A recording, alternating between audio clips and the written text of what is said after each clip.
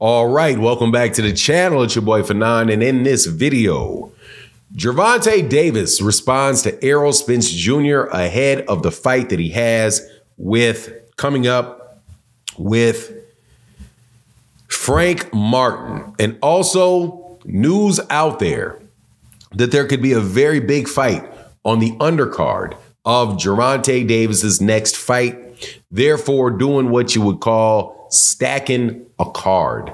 Let's talk about that in this video.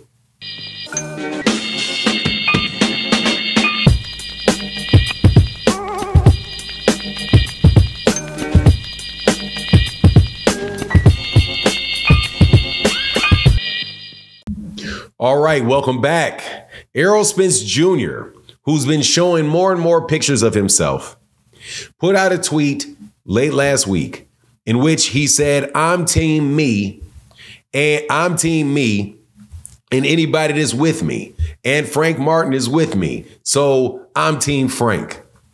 Obviously, this is a reference to a big fight coming up, or a very good fight coming up, between Frank the Ghost Martin and Gervonta Tank Davis, the big money man in the sport of boxing, alongside Canelo Alvarez, but the guy that really has the most momentum in his career right now as far as that particular topic goes. And apparently Gervonta Davis has returned the comment in kind. Now, before I get into that though, welcome back to the channel. If you're new, subscribe. If you don't mind, hit the bell icon so you can get the videos when we talk about these videos, when we talk about these boxing topics. Also, if you're a longtime subscriber and supporter, thank you. And thank you to everybody that supports and the super thanks, and everybody that comes by the live streams that we do every day of the week. And we have a lot of fun. This week has been particularly fun because, you know, Devin Haney fans got some egg in their face after talking a lot of smack for a long time. But hey, man, you know, it is what it is. Devin will have another shiny day coming up real soon. So, you know, lick your wounds and just wait for that to come along. In the meantime, though, we got some fights coming up. And Gervonta Davis responded, I believe, to Errol Spence and said, hey, man, save all that hand clapping and hand shaking. I ain't trying to hear it, right? And so they are basically saying these guys are friends. They're both PBC fighters. They both support each other in their fight. But as of right now, man, ain't no handshaking, ain't none of that stuff. It's going to be Team Gervonta versus Team Spence. And Team Gervonta is going to try to run through Team Spence. Now, and that Team Spence person is Frank Martin. I am personally very much looking forward to this fight because it is going to answer a lot of questions for Gervonta Davis. And that is, number one, will people shut up if he beats a black fighter? That's number one question. All right. I don't have any inside the ring questions with Gervonta. I already know Gervonta Davis is a terrific fighter. I know he's a terrific fighter. He's not a one-trick pony. He can fight going backwards. He can fight going forwards. He's got excellent defense. He's got great ring generalship. His power is ridiculously on point. His aggression is consistent. Just all around excellent fighter that I have as my number two. Pound for pound in the world, my number two pound for pound fighter in the world, right behind Terrence Bud Crawford and right ahead of Monster Inoue. Got to get that little Japanese dude his credit. The man is doing some things down there, dominated all those weight classes down there. So hey, man, you know, the lower half of the, what is it, from 115, was it 105, 108, 112, 115, 118? 122. Okay, so that's like 6 weight classes. The bottom 6 weight classes in boxing out of the 17 that we have. Hey, man, that's a lot. So I give him that for sure. But really, I just like his defense. I don't like his defense that much. I like his effective aggression. I like his clean and effective punching.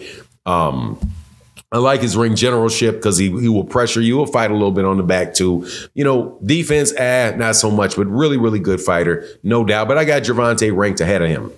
But so I don't have any issues with Gervonta Davis in the ring. My issues are, will these people be quiet, talking about what he's not done and who he's not done and what his legacy isn't and all of that nonsense, as if they're literally a walking Hall of Fame themselves and can even tell people what. For even judge to tell what somebody's legacy is going to be. Anyway, having fighting another southpaw, this will be the second of three, the second time in 3 fights that he fought a southpaw. The last one was Hector Garcia. It is an undefeated fighter that definitely has knockout power in Frank Martin. Somebody that can box in Frank Martin and can generally be considered a slick fighter. It's going to be a tactical fight.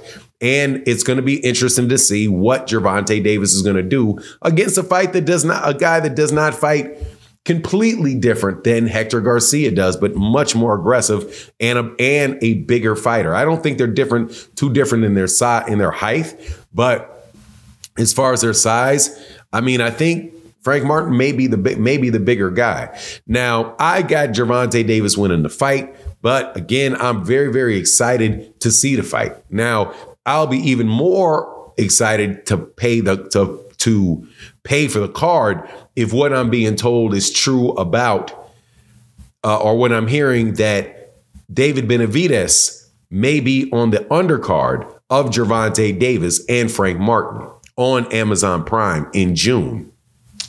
That would be huge because David Benavidez is the guy that everybody wants to see fight Canelo Alvarez.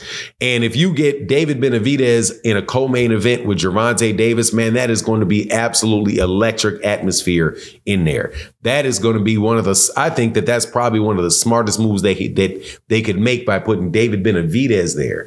Because where people may not go to Vegas and may not be amped up to see David Benavidez just by himself, that whole Canelo Alvarez drama going on with David Benavidez is something that has really picked up his profile. And I think it really helped the effectiveness of that and the appeal of that event for fight fans. And it'll be interesting to see who he fights and also who else is on that card. Now, if you look at the March 30th card, which the PBC is putting up, it's kind of a similar thing. But obviously they don't have the headliners that one would have. Well, you have Keith Thurman fighting Tim Tszyu, and man, who was the other? Oh, and then you have Rolly Romero and Isaac Cruz. That is a nice mixture of demographics. That is a nice mixture of people that have been seen, because both guys, Keith Thurman has fought Manny Pacquiao in the past. They're trying to make a star out of Tim Tszyu. Then you have Rolly Romero, who's fought. Then they're fighting for a champion who's been in a big fight with Gervonta Davis, and Isaac Cruz has been in a big fight with Gervonta Davis. So, all around, man, it is just, I think this is a very, very, very good way that the PBC is going about, selling these pay-per-views or setting these pay-per-views up that you have on Amazon Prime. You've also noticed a little bit more of that last year in the cards that they had, the pay-per-view cards that the PBC was holding, that they started stacking those cards where you're having more guys up towards the top of those cards, which again makes it more valuable for hardcore boxing fans, or maybe I should say consistent boxing fans, or fans that pay a lot of attention to the sport, because you get to see a lot of fighters that you really want to see. This one on the 30th with Erislandy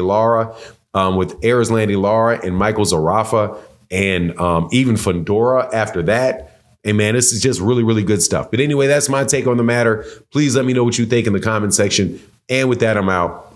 Deuces.